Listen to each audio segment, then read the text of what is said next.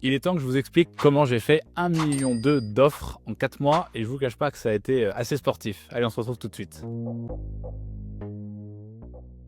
Bonjour à tous, c'est Antoine de la chaîne Il suffit de le faire. Aujourd'hui, on se retrouve dans un cadre assez particulier. Je ne suis pas à domicile, mais je vais vous en dire plus tout de suite. Je suis avec Antoine et Charles Arthur de la société Orion. Bonjour messieurs.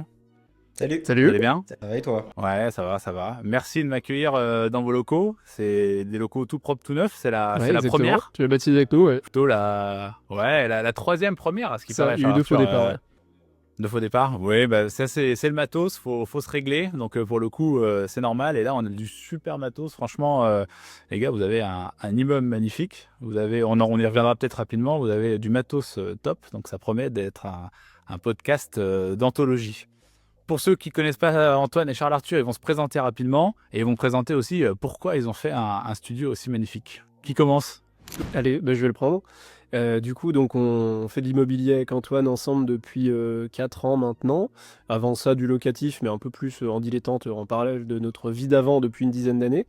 Et on a créé il y a 1 an et demi une foncière dans laquelle on est plusieurs associés, au sein de laquelle il est possible d'investir avec nous, de s'associer. Donc ça, il y aura un lien autour de la vidéo qui fait toute la description du fonctionnement de ce véhicule. Et en gros, au sein de la foncière, il y a 3 activités. Une activité locative, qui est l'activité principale, dans laquelle on achète des immeubles de rapport, on les rénove quand c'est nécessaire, et on les exploite en locatif. Il y a une activité de marchand de biens, qui est plus une activité accessoire qu'on fait à l'opportunité. Et il y a une activité d'accompagnement, on travaille pour le compte de tiers à les accompagner sur l'investissement locatif d'appartements ou d'immeubles de rapport. Et Exactement, donc, c'est le cadre dans lequel Antoine travaille c'est avec ça. nous. Alors, on le faisait déjà avant la création de la foncière, parce que c'est une activité qu'on avait déjà avant. Mais du coup, c'est à ce titre-là qu'on bosse ensemble pour ta recherche d'immeubles au pluriel. Carrément, carrément. D'ailleurs, je rebondis sur ce que dit Charles Arthur, hein, mais on vous met bien sûr le lien de Orion en description. Si vous souhaitez vous faire accompagner ou si vous souhaitez rentrer dans la foncière, je vous invite vraiment à les appeler parce que pour le coup, c'est vraiment des gens avec qui je bosse énormément et qui font du super boulot. Donc, vous aurez les liens en description. N'hésitez pas à dire que vous venez de ma part. Ils seront ravis de vous accueillir et de vous prendre au téléphone. Et du coup, Antoine, toi, tu es un habitué de la chaîne en fait, finalement. Ah, tu m'as déjà invité plusieurs fois sur ta chaîne. On a commencé, je me souviens, ensemble. Ouais, On exactement. a fait des fêtes 2 vidéos, je crois, à l'époque. Et après, du coup, c'était la partie où on allait introduire, on va dire. Et puis après, t'es parti sur le terrain. Donc nous, on est donc avec Charles. On a aussi une personne, donc Antoine Deschamps, qui fait de l'accompagnement. Tu as beaucoup travaillé. On salue, hein. Qu'on salue, qui est en vacances d'ailleurs. Ah, faut qu'il se repose, il a bien bossé. C'est ça. Et du coup, grosso modo, c'est vrai que l'objectif d'aujourd'hui, de ce que tu me disais, c'est que tu avais envie de faire une petite vidéo un petit peu récap. On allait un petit peu raconter ce qui s'était C'est passé ça. ces derniers mois, mouvementé, de ce que j'ai compris. Mouvementé, ouais. Pour vous remettre le contexte, là, ça fait 4 mois qu'on a commencé l'accompagnement. Et c'est ce qu'on disait en introduction, on a fait quasiment 1,2 million d'offres. Donc peut-être qu'on rebalaye ça ensemble. Allez, allons-y. Peut-être récapituler un peu ton cahier des charges. Déjà, qu'est-ce que tu cherches? Et au-delà de qu'est-ce que tu cherches comme premier bien, quel est l'objectif derrière? Parce que Exactement. finalement, ta recherche, elle n'est pas unitaire. En fait, c'est plus un volume que tu cherches. Un volume, ouais. Pour ceux qui n'ont pas vu la vidéo justement qu'on a fait avec Antoine, hein, je vous mets le lien de la vidéo. Mais pour le coup, l'objectif, c'était de faire 2 millions. 2 millions en 2 ans, mais il y avait une logique derrière ça. Et d'ailleurs, c'est vous qui me l'avez amené, parce que l'objectif, c'était d'avoir un certain revenu, avec une certaine rentabilité, mais on verra que rentabilité, c'est un grand mot qui peut varier en fonction de ce qu'on fait. Mais l'idée, c'était d'avoir 200 000 euros de revenus annuels. Donc c'est comme ça qu'on a trouvé cet objectif de 2 millions. Et du coup, derrière, il fallait dimensionner un prix moyen à peu près d'immeubles et un prix moyen, finalement, un nombre moyen d'immeubles à faire, finalement. C'est comme ça qu'on a fait. Comment quelles étaient les questions un peu, Charles Arthur, que tu m'avais posées, finalement, à l'époque, pour essayer de dimensionner notre manière de faire, qu'est-ce qui t'avait intéressé dans mon profil, en mode, j'ai besoin de telle info pour pouvoir t'aiguiller, finalement. C'était quoi un peu à l'époque De base, c'est déjà de questionner l'objectif. Parce qu'on a parfois des gens qui nous viennent avec un certain... Enfin, justement, ils nous disent, je veux faire ça. Mais c'est quoi ton objectif? Genre, je veux acheter pour 2 millions d'IMO, mais mon objectif, c'est un truc qui n'a rien à voir avec ce que tu es en train de dire. Par exemple, Exactement. peut-être que, justement, ce que toi, tu es en train d'affirmer, que tu veux 2 millions d'actifs immobiliers, bruts à crédit, bien sûr. Hein. Oui, c'est ça. Pas on gagne 2 millions et on les investit, c'est plus compliqué à faire. Mais du coup, en l'occurrence, pour toi, c'était la possibilité de générer à terme du revenu passif. Mais quand on dit à terme, c'est en gros, si on prend des chiffres ronds, 2 millions d'immobiliers à 10% brut produisent 200 000 euros de loyer brut, encore une fois, annuel. Et du coup, si on enlève des charges, la taxe foncière, des intérêts d'emprunt et ainsi de suite, globalement, une fois que tout ça s'est payé, ça peut potentiellement générer 100 000 euros par an et donc 8 000 euros par mois. Et avec 8 000 euros par mois, bon, il n'y a pas trop de soucis pour vivre en France tant qu'on n'a pas des goûts Exactement. d'extrême luxe. Même si pour le coup, c'est pas forcément une volonté que de tout arrêter, de tout planter, parce que c'est toujours le paradoxe de les gens qui sont suffisamment motivés pour y arriver, ils sont pas câblés pour rien faire en fait. Mais c'est par contre de t'offrir cette possibilité, cette sécurité, de te dire en fait, bah tu sais, c'est la fuck you money en fait. C'est que voilà, si à un moment, bah ton patron, celui-ci regarde cette chaîne, t'en as marre, bon bah tu peux lui dire fuck you, en fait t'as pas t'as pas le frein de dire bah, comment je vais bouffer à la fin du mois en fait. C'est Exactement, déjà un acquis. Mais par contre, ça c'est évidemment à terme une fois que le crédit il est payé, mais par contre c'est aussi un enrichissement qui est tout au long du processus parce que bah, les prêts s'amortissent, alors c'est pas linéaire, on paye un peu plus d'intérêt au début, un peu moins à la fin, mais imaginons sur une durée de, je sais pas, 12 ans, au bout de 12 ans, tu as amorti à peu près la moitié, bah, finalement, tu as 1 million de capital qui s'est amorti sans compter d'appréciation, de quoi que ce soit, mais même avec 1 million net, en fait, si tu vends ça, tu as 1 million net, tu peux vivre pendant un certain moment sans avoir besoin de travailler, donc voilà, c'était ça. En gros, l'objectif de base, c'était un potentiel flux de revenus à terme. Et donc, on a dimensionné voilà, le volume de 2 millions qui représente plusieurs monopropriétés sur notre secteur. Ça va être entre, on va dire, 3 et 6 bâtiments. Ça va être ça, globalement, le spectre. Donc, on s'est donné 2 ans pour les atteindre. Et ensuite, on a aussi dimensionné le niveau d'apport. Parce que c'est bien de vouloir faire ça. On peut aussi rajouter un zéro et dire il faut de l'argent. Voilà, on peut. C'est ce que j'allais dire, c'est que tu avais quand même déjà le statut entre guillemets professionnel qui t'a permis d'atteindre ces 2 millions. Enfin, faut pas vendre du rêve aux gens. Non. Si tu es au SMIC, ça va être compliqué de lever autant de dettes. Et toi, c'est vrai que tu avais le statut pour, tu avais du coup l'apport qui allait plus ou moins en conséquence. C'est ça. Je me souviens qu'on avait un petit peu aussi fait un sorte de plan en fait. On avait échelonné l'apport qui pourrait débloquer au fur et à mesure des acquisitions. Donc là, aujourd'hui, à l'heure actuelle, tu ne pouvais pas acheter 2 millions d'immobilier, mais le temps de les faire son œuvre, tu as été plutôt quelqu'un qui épargnait, et ce qui allait permettre en fait du coup d'acheter de l'immobilier échelonné au fil des 2 ans. Ouais, exactement. L'idée, c'était de se dire quel est le cash que j'ai aujourd'hui, enfin, quel est l'objectif. L'objectif dimensionne un volume à faire, ce volume avec un nombre de biens, un nombre d'acquisitions. Et derrière, forcément, pour faire son nombre d'acquisitions, on a prévu un cas pessimiste de combien de cash il me faut. Et donc après, on a dit, ok, ça, on peut le faire déjà dès maintenant. Les prochaines acquisitions pourront, avec du différé, on en reparlera peut-être, générer du cash qu'on pourra remettre dans une des futures acquisitions. Et comme ça, la roue vertueuse était lancée et on arrivait à cet objectif de 2 millions. Et après, j'aimerais bien revenir justement sur le côté apport pour parler un peu chiffres. En fait, le fait de dimensionner l'apport, ça permet aussi d'être réaliste par rapport au marché bancaire. C'est-à-dire que quelqu'un qui fait son acquisition de résidence principale ou un premier locatif, il va y arriver avec une dizaine de pourcents d'apport, plus ou moins, peut-être même moins pour de la RP. Mais par contre, quand tu commences à vouloir enchaîner, à te dire que tu es multipropriétaire d'immeubles de rapport, ça se fait pas à coup de 10% d'apport en moyenne. Et c'est pour ça qu'on a dit une quinzaine de pourcents en moyenne. Donc les premiers, théoriquement, si le dossier n'est pas trop compliqué, sans trop de travaux, une dizaine de pourcents devrait suffire. Et tu auras probablement de l'amortissement sur 20 ans. Mais par contre, plus le temps va passer, plus ça va être compliqué d'aller chercher du financement, plus il va falloir s'orienter vers des banques qui ont des critères qui sont plus contraignants, avec des taux d'intérêt qui sont plus élevés, des apports plus importants et des durées d'amortissement de 15 ans. Et si tu veux pas être en cash flow négatif sur 15 ans, il faut mettre plus d'apport que 10%. Ouais, tout à fait. Donc c'est aussi le fait d'accepter que pour satisfaire à cet objectif de volume, c'est pour ça qu'il faut bien questionner l'objectif originel, si c'est celui-ci, il faut accepter de dégrader le taux d'apport, de mettre plus d'apport pour aller débloquer ce volume. Exactement, pour préserver le cash flow, et c'est un gros mot, mais l'excédent de trésorerie qui permettrait d'avoir une situation à l'équilibre, voire excédentaire, pour prévoir les petits au cas où, et on sait qu'en IMO, le au cas où est quotidien en fait. Il y a toujours des au cas où. Il y a aussi en fait les banques... les banques qui vont te prêter pour ton 6e immeuble, mettons, tu vas emprunter à plus de 4% sur 15 ans, alors qu'aujourd'hui, un particulier emprunte plutôt entre 3 et 3,5. Et en fait, de toute façon, au-delà du taux d'apport, ils ont aussi d'autres critères de ratio d'autofinancement qui ne sont pas comme on les calcule. C'est comme les autres. Ouais. Un peu plus grossier, mais en gros, ils ne vont pas te laisser te mettre en gros cash flow négatif de toute façon, même si tu avais envie de le faire. Exactement. Bon, très bonne intro. Je pense qu'on va passer, du coup, on va revoir un peu ce qui s'est passé dans les 4 mois, ce qui s'en est passé énormément. Et là, je me tourne vers toi, Antoine. Est-ce que tu peux nous dire combien de biens finalement on a visité ensemble avec Orion, et qu'est-ce qui s'est passé? Peut-être je te relancerai sur les différents biens, mais on peut peut-être commencer avec le premier. C'était l'immeuble à Tournu avec la pizzeria. Ouais, c'est ça. Donc du coup, celui-là, tu l'as visité avec donc Antoine Deschamps. Donc Tournu, pour resituer, c'est entre Mâcon et Chalon-sur-Saône. Voilà, Ouais. comme ça. Pour situer plus largement entre Lure et Dijon. C'est ça. Vraiment plus largement, c'est ça. Non, mais j'inviterai les gens quand même à savoir où est ma convention sur Soum, c'est important quand même. Ouais, venez, venez, on a du bon vin, on a de la bonne viande, on a plein de choses, donc une belle région touristique qu'il faut pousser. Et surtout pour faire de l'IMO, c'est très intéressant. Tournu est intéressant comme ville parce que du coup, il y a quand même pas mal de tourisme avec des restaurants gastronomiques, etc. Donc c'est une ville quand même qui est, on va dire, assez attractive. Donc toi, tu avais visité un immeuble sur Tournu. C'est ça, exactement. C'était le premier immeuble. C'était le on tout va premier, hein, remonter. c'était vraiment là, on venait de faire le bilan, on savait l'enveloppe qu'on avait, donc on avait de quoi démarrer 2 gros immeubles aux alentours des 400 000 € en cash, on savait qu'on pouvait y aller, et ça c'était le premier immeuble. Là, donc immeuble un petit peu parfait entre guillemets. Rien à refaire, franchement les immeubles étaient nickel, la pizzeria était clean, propre, tout était loué, sans exception, 2 étaient loués en Airbnb, tournait pas très bien pour du Airbnb à Tournu, nous qui sommes un peu dans la région, on sait qu'on pouvait faire un peu mieux. Et le vendeur en voulait assez cher, hein, 400, 420, 425 si je dis pas de C'était bêtises. 420 et le problème d'immeuble un peu comme ça, clé en main, où il n'y a pas grand chose à faire, c'est que c'est difficile de négocier. Ouais. Parce que quand tu négocies, c'est bien d'apporter, on va dire, des ça. éléments de négociation. Et là, en fait, quand tout est nickel, bon, c'est un petit peu, voilà, c'est un petit peu délicat. On était en début de commercialisation de mémoire aussi. Complètement, on était les premiers. Donc ça, forcément, c'est pas forcément non plus très bénéfique quand on veut un petit peu faire baisser le prix. Donc celui-là, ce qui se passe, c'est que tu le visites, Exactement. tout se passe bien, pas de red flag.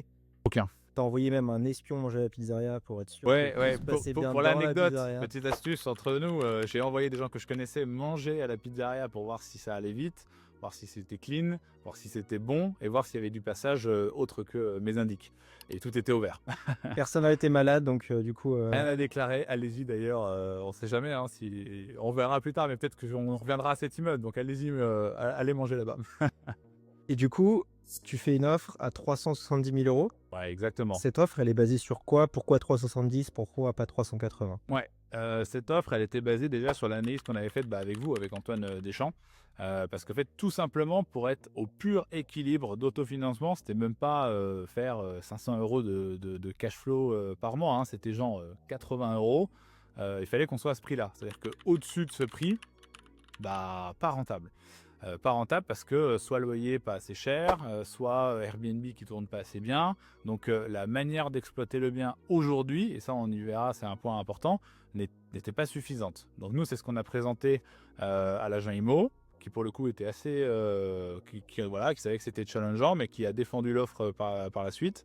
Et le propriétaire a dit moi c'est 400 et pas plus. Ok. Voilà, donc ça s'est arrêté un peu là. Aujourd'hui, on revient parce que l'immeuble est toujours pas vendu, donc 4 mois plus tard. L'idée de se dire, est-ce qu'on peut pas faire un pas vers lui, faire un pas vers nous, parce que ce que Charles Latour disait en introduction est très vrai, entre louper une grosse négo pour dire j'ai fait une négo de fou, et puis dire je mets 10 000 € d'apport en plus, mais du coup le vendeur accepte, j'ai fait une opération supplémentaire d'un bien qui est incroyable. Donc à voir, c'est la prochaine étape pour nous là-dessus. Mais on a titillé l'agent, savoir si on pouvait revenir, s'il était prêt à rebaisser le prix, parce que 400 c'est vraiment pas possible. Mais si on peut trouver un entre-deux, pourquoi pas quoi. Parce que là aussi, tu peux le voir aussi sous le sens de, bien sûr qu'il faut être capable de se mettre un plafond et pas aller au-delà, Oui. mais il faut aussi prendre du recul sur la situation et le corréler à ton objectif. Et si ton Exactement. objectif c'est de faire du volume, il fait combien de loyer par mois cet immeuble? Quasiment 2006. 2006, donc si on enlève les charges et les intérêts d'emprunt que tu vas payer, tu as quand même peut-être 1005 par mois d'enrichissement mensuel sur ce bien. Exactement, ouais. Donc finalement, 10 000 €, ça équivaut à 6 mois de détention de ce bien. C'est rien. C'est rien. C'est pas énorme, non. Donc du coup, il y a des fois où, tu vois, moi je veux des cas où des gens ils pètent des négos pour 1000 €, et pourquoi pas, parce qu'ils se sont fixés un plafond, et c'est bien aussi de savoir se Faut fixer savoir des dire règles non et à un s'y moment. tenir.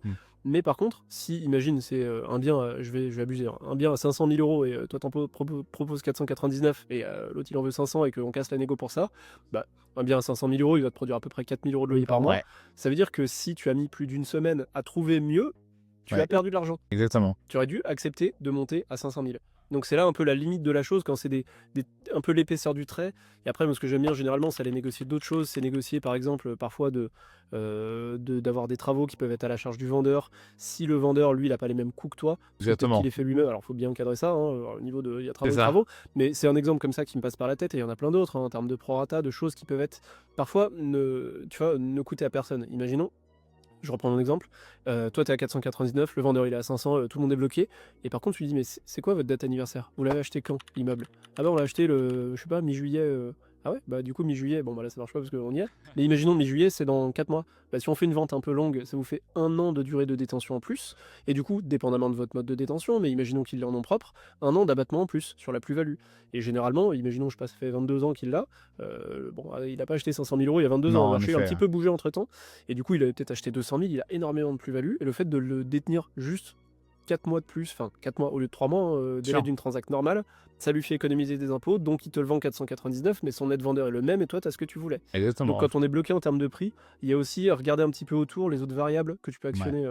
Je pense que ça pourrait être un bon point avec, mais il faut que le vendeur voilà, soit ouvert. Mais je pense qu'il y a moyen qu'on fasse, on fait un petit bout du chemin en mettant un peu plus d'apport et puis on lui propose peut-être des choses comme ça. Donc ça, c'est les prochaines étapes à voir finalement. Qu'après, le temps joue aussi en ta faveur, en fait, Ouais. parce que chaque jour qui passe, c'est un jour où il n'a pas vendu son bien et c'est un jour où il est peut-être plus enclin à négocier. Donc, souvent dans l'IMO, bah, ça peut peut-être pas se faire à l'instant T. Et puis, bah, voilà, c'est pas terminé, il n'est pas vendu. Donc, Présent, ouais. ok. Exactement. Et d'ailleurs, petit message aussi pour vous, hein, je vous case dans le sens du poil, mais c'est normal.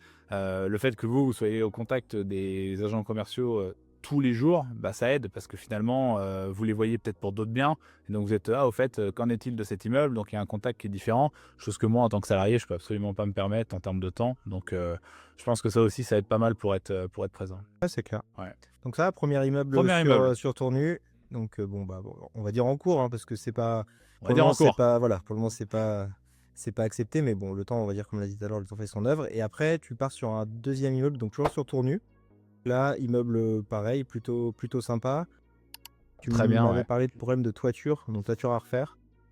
Exactement, donc cet immeuble-là, toiture, quand on est vu aller la visiter, elle était pas ouf. L'agent IMO nous dit chaudière dans le local commercial à refaire et des appartes en très bon état à refaire avec des DPE d'ailleurs qui semblaient assez négatifs versus ce qu'on pensait être. Bon, pour nous c'est un avantage hein, quand les DPE sont dans le mauvais sens, ça permet de mieux négocier. Mais l'immeuble nickel, très bien situé, très bon local commercial avec une grosse enseigne. Pour le coup, et c'est rentable. Enfin, je veux dire, c'est un cash flow qui est bien. Et donc, on se dit, bah, ouais, faut faire une offre, quoi. Le vendeur, on voulait 329, C'est ça, si ouais, je dis pas de 329, bêtises. vous négociez à 315. Vous avez. Alors ça, c'était la deuxième étape. Au début, on fait 289 parce qu'il y a la toiture et la chaudière à reprendre. Sauf que le vendeur nous dit, la toiture, j'ai fait les factures, j'ai lancé les travaux. Et la chaudière, c'est pris dans le cadre du bail commercial. Donc là, déjà, il y a 15 000 à rajouter, un petit peu plus. Et donc, on se dit, bah allez, on refait une contre-offre à 315. En fait, on rajoute le prix des travaux qu'on fait pas, plus un petit geste, histoire de dire qu'on fait un effort. Et là, pour le coup, là, c'est la bonne nouvelle, c'est que l'offre a été acceptée. Donc, c'est vraiment... Offre acceptée, mais t'as pas acheté.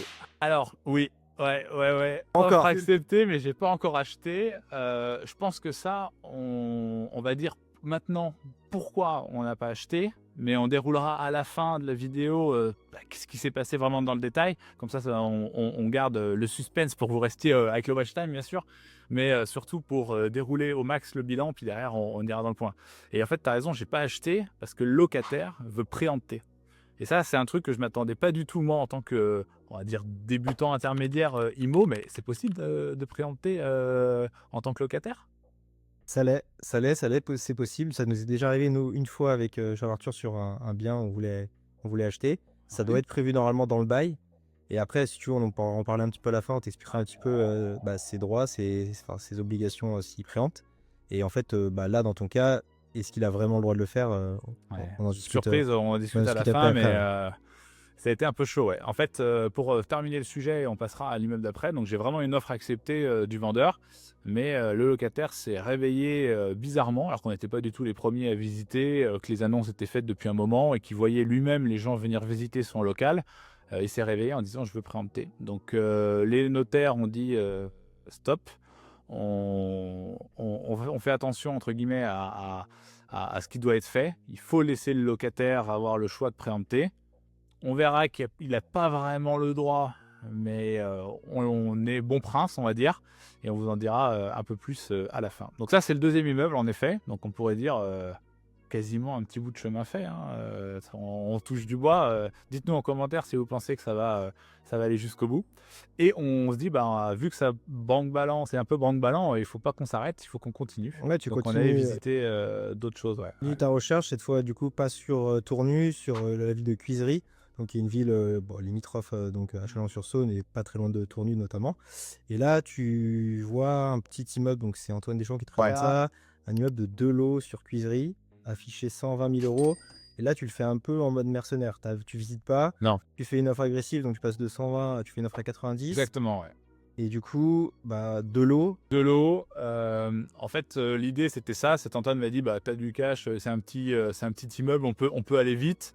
Il y a rien à refaire. Alors, y a rien à refaire. Il y avait un peu d'électricité, des petits travaux, vous savez, classiques. Mais en soi, les locataires sont bien dans l'immeuble. Ils vont pas partir. Tout est loué. L'idée, c'est de faire une acquisition rapide, simple, efficace. Donc, on fait une offre pour la rentabilité un peu agressive parce qu'on a prévu un petit temps de travaux. Et là derrière, en fait, c'est pas passé. Hein. Le vendeur a dit non, moi je vends à ce prix-là ou pas. Mais de toute façon, si on allait au prix qu'il souhaitait, là on était vraiment très en deçà de ce qu'on attendait. On parle de Cuisery, on parle pas de Tournu ni de Chalon, et on revient au sujet justement que vous parliez au début de la vidéo, que il y a un curseur entre renta, localisation, etc. Et là pour le coup, moi j'avais fixé un peu le mien, c'est oui, soit on fait un coup de fusil, soit je connais pas trop Cuisery, je suis pas de premier abord, je me sentais pas trop à l'aise avec la localisation. Soit ça passe et après je vais le visiter, soit non. Donc on s'était arrêté un peu là-dessus, quoi. Et t'avais enlevé la condition suspensive de financement, étant donné que c'était un petit montant, pour appuyer la Parce que négo. là, même Non. pas. Parce Ouais. que vu ton profil, tu pourrais, pour des petits montants comme Ouais, ça, c'est tu vrai. pourrais le tenter. C'est vrai qu'on aurait pu faire, limite, on aurait pu faire Ça serait, quasiment ça cash. serait quand même en pas plus. passé, hein, mais Ça serait pas voilà, passé. non, mais ouais. c'est que tu as la possibilité de l'acheter cash, tu vas évidemment pas le faire, sinon c'est Bien un sûr. peu dommage. Enfin, le propre de l'immobilier, c'est quand même l'effet de levier bancaire. Ouais. Mais en tout cas, le fait d'avoir ça en trésor te permet de te positionner sans condition de financement, sereinement, de plus négocier, et imaginons que tout aille mal, mais ça remettrait beaucoup de choses en cause. Si tu n'arrives pas à financer 100 000 balles et que ton objectif c'est 2 millions, C'est là, dommage. il faut qu'on se pose, tu vois. Mais imaginons que tout aille mal pour X raisons, finalement tu peux l'acheter et tu peux le refinancer a posteriori. Exactement. C'est quelque chose qu'on a fait cette semaine avec Antoine. On est allé chez le notaire pour signer un prêt pour un appartement qu'on avait acheté en décembre 2024. On Ok. peut financer a posteriori. C'est pas très usuel, mais c'est possible. Ça coûte un petit peu plus cher en termes de prise de garantie. Mais par contre, ça se fait. Ouais. Ça se fait de remettre de la dette plus Génial. tard sur un bien qui est libre d'hypothèque. Hein, Donc vous l'aviez acheté cash, et là après vous dites, tiens, on va le financer quand même pour. on l'a ce acheté, genre. en gros, on l'a acheté 95 000, c'est un petit appart. Mhm. Hein. On l'a acheté 95 000 fin 2024.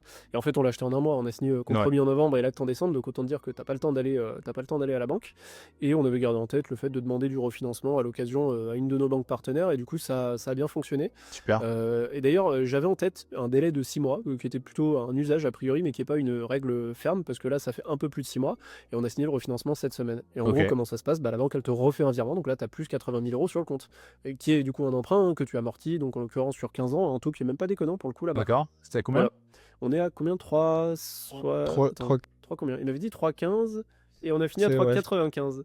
Le 80 était passé à la trappe la première fois, mais sur l'offre, il y était par contre. Ouais, il y était, ouais. Donc voilà, ça fait 3,95. Mais là aussi, on en revient à l'objectif de volume et à l'objectif de toute façon, nous d'habitude, on emprunte à plus de 4, donc on va pas aller se battre, d'autant plus sur un petit montant, Ouais. pour dire non, fais-nous une meilleure offre ou aller voir 4 banques pour un entre guillemets petit montant de financement au regard de ce qu'on fait d'habitude. Ah ok, intéressant ça. Du Et coup. on le finance en amortissable sur 15 ans, alors que c'est du marchand. Ah, Et donc, on s'en cache pas, hein, c'est une société de marchand qui a pris un engagement de revente. c'est ça. Et donc là aussi, le fait d'avoir des conditions qui normalement sont pas applicables à ce contexte font que oui, on prend. Et même s'il nous a dit 3,15, c'est chier, mais Mais vous l'auriez pris, ouais. Ouais. Ah, ça c'est intéressant. Bon, vous imaginez bien, hein, c'est pour un niveau d'investisseur qui est largement au-dessus de ce que je vis, mais en effet, c'est des bonnes astuces et des choses à mettre en place pour vous plus tard dans votre parcours. mais tu vois, ça peut servir à quelqu'un qui reçoit un bien en donation, par exemple. Quelqu'un qui hérite d'un bien, qui n'a pas envie de le vendre parce que c'est un bien de famille, donc il n'a pas envie de s'en défaire, mais tu peux prendre une hypothèque sur ce bien et Bien dégager sûr. des liquidités, puis tu n'es pas obligé de faire 80 pour 95. Hein. Tu peux, enfin, si tu as un bien qui vaut 500 000 euros, tu peux Ouais. emprunter 50 ou 100 000 euros sur la base du collatéral qu'est le bien et te libérer ça en liquidité dont tu fais ce que tu veux. Ok, bonne astuce. Toujours les bonnes astuces chez Orion. N'hésitez pas à leur en demander un peu plus. Et donc ça, c'était le deuxième bien, ça, finalement. Non, troisième du coup. Troisième, et oui, troisième, autant pour moi. Ouais, Et après, du coup, là, pour le coup, c'est Charles Arthur qui te propose un bien sur Cuisery. Ouais. Et ce bien-là, en fait, il vient vraiment te faire valider le fait que la localisation, c'est un frein pour toi. Ouais, clairement. Tu ne dois pas investir là-bas. Et ça, c'est hyper intéressant parce que généralement, des fois, voilà, surtout toi, tu as quand même un objectif de volume qui est important et on va un peu se forcer à investir. Et des fois, on a la petite voix en nous qui nous dit: «Allez, c'est bon, tu le fais» et il faut surtout pas regretter l'investissement immobilier qu'on va faire Exactement. parce que tu vas quand même le garder à minima 5 ans, voire peut-être, 20 ans, voire plus. Et donc l'objectif, c'est vraiment d'être hyper à l'aise avec son investissement et toi, tu as eu l'intelligence de te dire: «Non, mais en fait, il faut que j'achète, mais il faut pas non plus que j'achète dans un truc où il y a trop d'inconfort». C'est ça. Ce qui est bizarre, hein, parce que tu vois, pour le coup, ça, C'était c'est le très plus rentable de subjectif. tous. C'était le plus rentable de tous, clairement. C'était vraiment il y avait plein de lots, des lots hyper intéressants, des lots à refaire. Enfin, vraiment, on pouvait vraiment s'éclater. Donc, une grosse part travaux. Donc, on sait que derrière, c'est intéressant parce que bah, ouais, on peut déduire, même si ça prend plus de temps. Mais il y avait une grosse partie qui était déjà louée. Donc, aucun risque, même en différé. On était excédentaire. Enfin, c'était vraiment idéal. Sauf qu'en le visitant, je me dis, je vois la ville, qui est plutôt mignonne, mais qui est, voilà. Je me dis, je sais pas, je le vois pas dans En fait, c'est ce que Charles Arthur m'a dit après qu'on a pris un petit café. Il me dit, mais en fait, la question, c'est pas le prix. Je dis, bah non, c'est pas le prix. En fait, tu m'aurais dit 10 000 de plus, je t'aurais dit, oui, on y va. Mais la question, c'était, est-ce que tu te vois avoir ce bien-là, dans cette localisation-là, dans ton portefeuille, dans 20 ans, 15 ans? Enfin, on l'aura peut-être revendu avant, sûrement d'ailleurs. Mais c'était ça la question, en fait. C'était vraiment, est-ce que tu te sens à l'aise avec ce bien-là? Et en fait, non. Je sais pas pourquoi, j'arrivais pas, la localisation me convenait pas, j'arrivais pas à me sortir ça. Et on s'est dit, bah, next, quoi, Ouais, finalement. c'est ça. Mais c'est pas un critère qui est hors critère financier. Du Complètement. coup, là, pour le coup, il y a que toi, il y a pas de démonstration par A plus B que bah oui, ça correspond à ce que tu cherches. Non, c'est à toi de définir ce avec quoi tu es à l'aise. Et en fait, c'est différents curseurs. C'est pour ça que lui était beaucoup plus rentable que les autres parce que c'est une localisation qui est différente. C'est une plus petite ville, donc c'est assez mécanique. Et en gros, tu prends la carte de la France, tu prends les plus grosses villes, bah, généralement, c'est là où c'est le moins rentable et puis bah, c'est proportionnel. Et mais par contre, voilà, par rapport à ton objectif, oui, on veut des biens rentables. Oui, s'ils font du cash flow, c'est mieux. Mais par contre, dans une certaine limite. C'est-à-dire que peut-être que tu Exactement. accepteras des biens avec un léger cash flow négatif dans une beaucoup plus grande ville parce que la localisation te plaît, parce que tu crois à l'avenir de la ville, alors que bah, là, c'est une plus petite commune. Enfin, c'est un village qui est à côté d'une Complètement. commune de taille, une petite commune. Ouais, ouais, exactement. Ouais. Non, mais c'était vraiment ça, surtout que le bien, je le répète, était extra. Enfin, d'ailleurs, en plus, quelqu'un qui se plairait à acheter dans cette ville, il fait une super affaire. Je crois d'ailleurs que du coup, vous l'avez proposé à quelqu'un Ouais, c'est d'autre. le cas, ouais. Et du coup, il est parti du coup. Hein. Les Ouais, c'est chiffres, ça. pour vous les rappeler, c'était 295 affichés. Sauf qu'il y avait tellement de travaux qu'on savait qu'il y avait un plancher d'offres fort. L'agent IMO nous avait partagé quoi? Autour des 200, ouais. Autour des 200. Et à la fin, il est parti à 180. ah, vous voyez. Donc, voyez, chez vous, quand il y a un prix affiché, ne vous dites pas je vais pas visiter. Allez visiter, faites des offres. Si on vous dit non, vous êtes au même point qu'avant visite. Donc, faites des offres. Si ça vous plaît, voilà, faites vraiment des offres à fond. N'abusez pas trop non plus, mais si c'est justifié, s'il y a comment dire, des arguments factuels derrière, comme des travaux, comme des DPE à refaire, etc., bon, bah voilà, il n'y a pas de raison que ça passe pas. Et là, la preuve est excellente, parce qu'on est à plus de 33% de réduction. Donc, C'est c'est ça, top. c'est ça. C'est une belle affaire. Ouais. Ouais. Il y a encore quelqu'un qui est accompagné par Orion. C'est ça. Je suis en mode forçage. Gros big up à Sylvain Lévy, qui est le sosie d'Antoine. Ah, c'est dans ce sens, c'est pas l'autre. Ah, c'est bon. C'est lui qui t'a copié. Faut qu'on voit qui est né le premier, en fait. Je crois que vous avez quasiment le même âge, donc faut qu'on regarde. On va faire un fact-check, ouais, exactement. Donc ça, quatrième bien, finalement, qui était une super affaire, mais je me suis pas senti, j'y suis pas allé. Ouais, et ça, voilà, ce qu'on disait, il est hyper allé avec l'investissement. Toi, tu l'as pas senti, quelqu'un d'autre l'a fait. Et puis, Très voilà, bien. c'est la vie. Il faut tout pour faire un monde. Dernier bien, du coup, où tu fais une offre. Donc là, on change de localisation. On est sur Pont-de-Vaux. Donc, on est Exactement. plutôt dans la plaine de l'Ain. Et là, du coup, on va dire que c'est un marché qui peut être un peu plus concurrentiel que le marché de la Bourgogne, dans lequel nous, on travaille quand même majoritairement. Et là, grosso modo, tu fais une offre pour, entre guillemets, être OK avec tes critères de rentabilité. Et malheureusement, dans ces villes-là, qui sont peut-être un peu plus proches de Lyon, tu as un mec qui arrive et qui met une offre au Très prix. clairement, et là, t'as même pas le temps de voir le truc venir. C'est-à-dire qu'on a fait une offre pour être à critère de renta, et le soir même, l'agent IMO nous a rappelé en mode, il est parti au prix. Et parti au prix, genre, c'était pas rentable du tout, genre vraiment. Mais comme dit Gérard Arthur, des fois, si t'as le cash, si t'es prêt à absorber, si c'est pas ton premier, que t'as des excédents par ailleurs, ou que t'es prêt à absorber le déficit, tu fais quoi. Et c'est des belles villes, donc voilà quoi, ça part tout de suite, ça part tout de suite. Donc pour l'instant, on est un peu sur la béquille, sauf sur ce bien de Tournu. À voir ce qui va se passer. Peut-être le moment de passer sur la transition préemption. Qu'est-ce que c'est que cette histoire de préemption? Pour expliquer un petit peu là, du coup, ce qui s'est passé. Donc toi, tu achètes l'immeuble en monopropriété. Exactement, ouais. En pied de l'immeuble, il y a un local commercial, comme c'est souvent le cas. Donc, comme tu le disais, toi, tu fais ton offre, elle est acceptée. Et en fait, le locataire du local commercial se réveille à ce moment-là en disant, en fait, moi, je veux acheter. Du coup, c'est un petit peu embêtant, on va dire. Un petit peu, ouais. De ce que j'ai compris, le contexte en plus n'était pas du tout favorable dans le sens où en fait ton vendeur avait déjà eu le cas sur une précédente En vente. fait, le vendeur, il vit un petit moment pas très simple en ce moment, parce qu'il est en procès avec un autre locataire qui lui a dit mais moi je veux préempter, je vous mets en procès. Et donc il est en procès, le premier verdict, entre guillemets, a donné raison au locataire pour qu'il préempte. Alors là, on ne sait pas s'il préempte que le local, et on va y venir juste après, ou l'ensemble donc de ce premier procès, mais ça a fait une sorte de jurisprudence. Alors là, on est en appel, hein, donc on n'a pas la décision finale. Mais il semblerait que le locataire de cet immeuble de Tournu sur lequel on a fait une offre a eu vent de cette histoire et a menacé le vendeur de mettre en procès s'il ne l'autorisait pas à préempter l'immeuble. Et c'est là où on arrive à un point qui est un peu spécial, c'est que normalement tu préemptes pas un immeuble, tu préemptes le local commercial. De base, ouais, en gros, au niveau des commerces, ce qui est un dû dans les baux commerciaux, c'est que si le local qui est loué aux commerçants est à vendre, il a un droit de préférence dessus, donc par rapport au prix affiché, il a le droit de l'acheter. Et si jamais il est négocié à un prix inférieur, on doit purger son droit de préférence et lui dire bon bah il était affiché 200 000, il se vend 180. Est-ce que oui, non, vous voulez l'acheter à 180? Ça, c'est la base en baux commerciaux. Mais ensuite, on peut aller un petit peu plus loin, mais théoriquement, il faut que ce soit écrit dans le bail. C'est-à-dire que dans notre cas, avec Antoine, le jour où on s'est fait préempter par un locataire de local commercial, c'était donc un pied d'immeuble, mais en plus, l'ensemble qu'on achetait, c'était un immeuble plus une parcelle de terrain plus une maison. Donc l'ensemble immobilier, il fallait le définir précisément.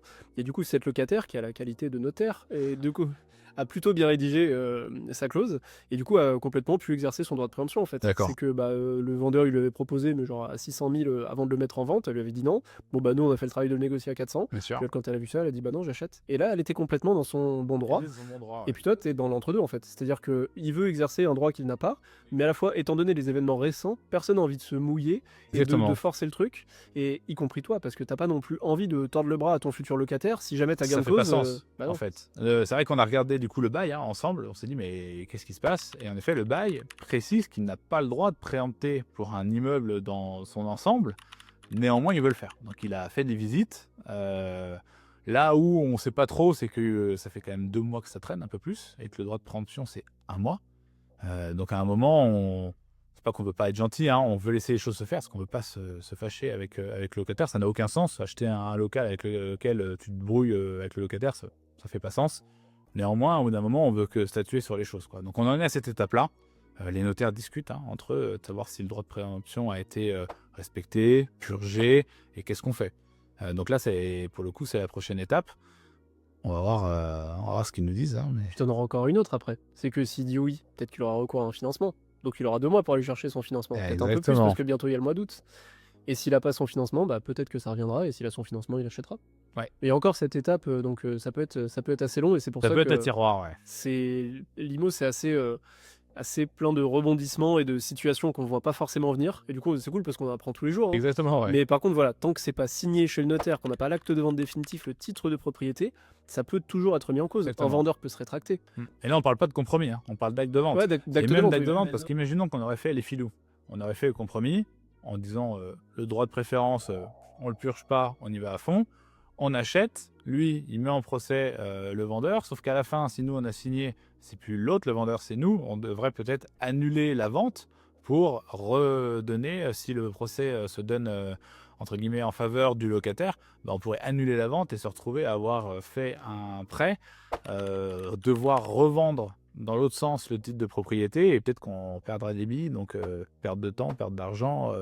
Mais ce cas-là est assez rare. Hein. La nullité de la vente, c'est quelque chose qui existe. On en parlait cette semaine avec notre notaire. Et pour le coup, il nous disait que c'était compliqué quand même à mettre en œuvre.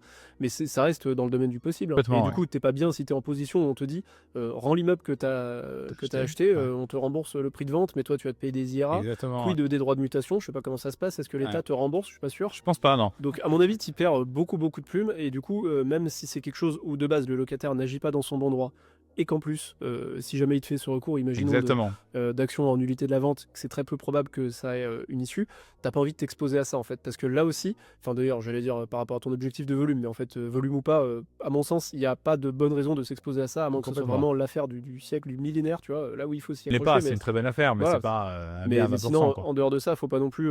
En fait, on gagne pas sa vie au tribunal, pour le dire autrement. Et donc, faut bien éviter ces configurations-là, même quand on a plutôt raison. Le système est plutôt plutôt bien fait dans le sens où en fait les avocats ça coûte cher, les délais sont très longs et du coup c'est d'autant plus de barrières à ça quoi. Pour conclure un petit peu cette histoire, c'est quand même que tu as, entre guillemets, la loi qui est avec toi, Oui. hein, puisque c'est clair, le locataire n'a pas le droit de préempter l'immeuble entier. Mais dans la vraie vie, hein, que ce soit en IMO ou ailleurs, parfois la loi, ça dit on va vers une version A, et toi, enfin, vous avez eu l'intelligence en fait voilà, de dire en fait on ne peut pas rentrer directement en Bien conflit sûr. avec le locataire même avant d'acheter, donc c'est vrai que c'est quand même intéressant. Et en fait, du coup, là aujourd'hui, c'est un peu en stand-by, et Exactement. je pense qu'il est urgent d'attendre que la situation elle se décante tranquillement, que tout le monde prenne le temps de réfléchir, et peut-être que tu finiras par du coup acheter enfin cet Ouais, ça immeuble. serait chouette, ça serait chouette. Franchement, c'est un bon résumé des 4 mois, hyper intense hein, pour le coup. C'est vrai que vous m'aviez des fois mis des petits textos en mode on a peut-être quelque chose là, peut-être quelque chose là, parce que l'histoire de cuiserie nous a quand même pas mal servi. On a fermé, on a resserré un peu on a affiné, parce que resserrer c'est pas vraiment le bon mot, hein, puisqu'on va visiter dans d'autres villes, mais on a affiné les critères.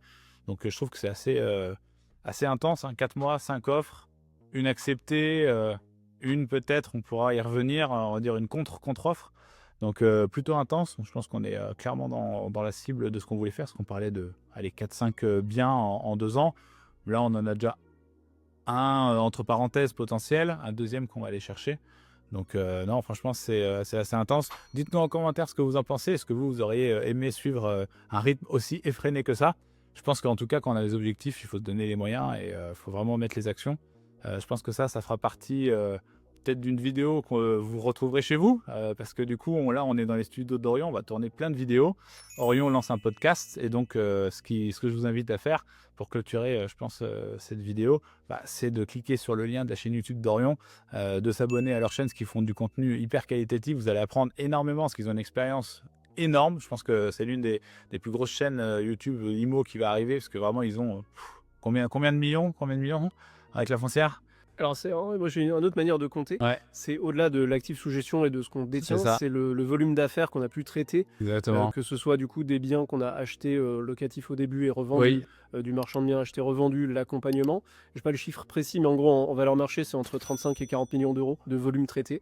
Et du coup c'est vrai que ça nous fait voir beaucoup de choses. Exactement. Donc c'est sympa parce qu'on en apprend tous les jours et ça s'arrêtera jamais, hein, des histoires comme ça. Moi j'avais jamais eu le cas d'un locataire qui présente un truc alors qu'il n'a pas le droit.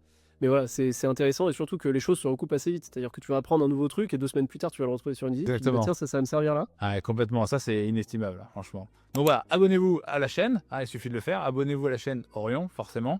Et puis on se dit à très vite pour la suite du building public, Road to 2 millions. Allez, Allez, à bientôt, ciao ciao. à plus. À plus.